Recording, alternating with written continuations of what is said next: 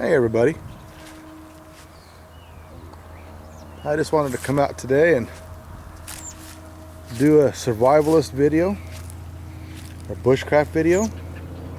And what we have here is what I believe is an English walnut tree. I don't think it's a black walnut tree, I could be wrong, but when I opened up the walnuts it didn't look like a black walnut tree as I had seen on YouTube. Now, this is what I would talk about being in a survivalist situation or a bushcraft situation, of knowing your surroundings, knowing where your sources of food are. And this walnut tree is probably at the later stages of being harvested. I know I've got my hands black from the ink type substance that's in the husk of the walnut, or the husk of the walnut. Now that husk, I'll show you here, opens up and there's a walnut on the inside, or that one's fallen out already. Let's see if I can find one with a walnut on the inside. Some of these here have, the bugs have gotten to them. Oh, here's one here, but you can't see it very well. I'm trying to find a clear example of one.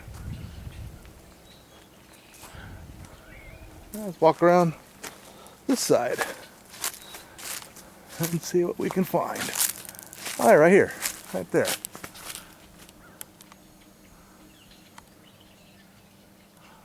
Now if I can find it in the view screen, there it is right there. See that? That's a walnut inside the husk. It'll fall out when a bird bounces on the branches, because the crows and the birds have been coming here quite a bit, of course, getting their fill. And I probably picked up and husked 5, 6, maybe 700 of these so far.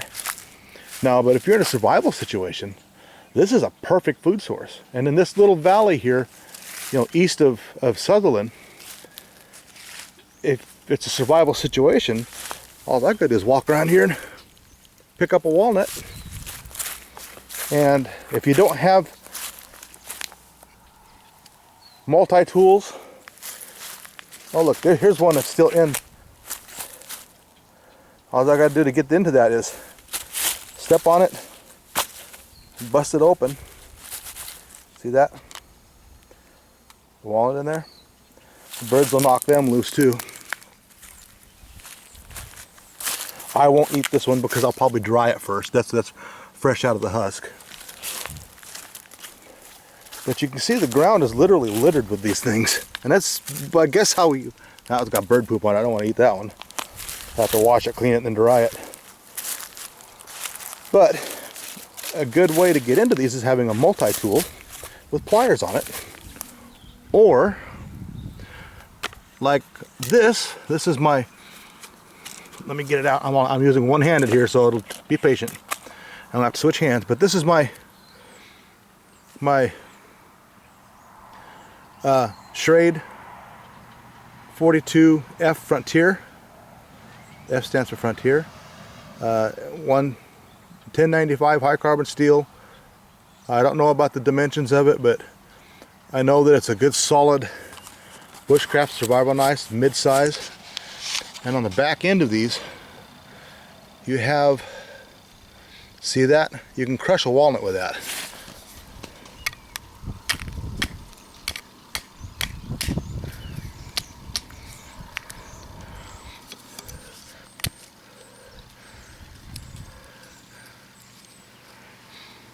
I'll take it into the house to finish it off, because if I had both hands I'd be able to be more effective in explaining this. And they'll have a slight bitter taste if they're not dried. I take these in, I'll do a couple hundred at a time inside of an oven. Not inside of an oven, but it's on top of my space heater. I'll put my pan, my roasting pan, on top of it when I'm warming up the trailer in the morning. And I leave it there for a couple days and I dry them out. A lot of that bitter taste will be gone by then once you do that. Plus, once you get them out of the shell, they roast them, so you'll have a slight bitter taste, and it's not too bad right now. The later it is you can collect them, the better. Or when they start falling. That tastes good. This one here doesn't have no bitter taste at all. And see, if I'd normally, since I had this far open, I'd normally use the knife to pick it out. But I don't have both hands available.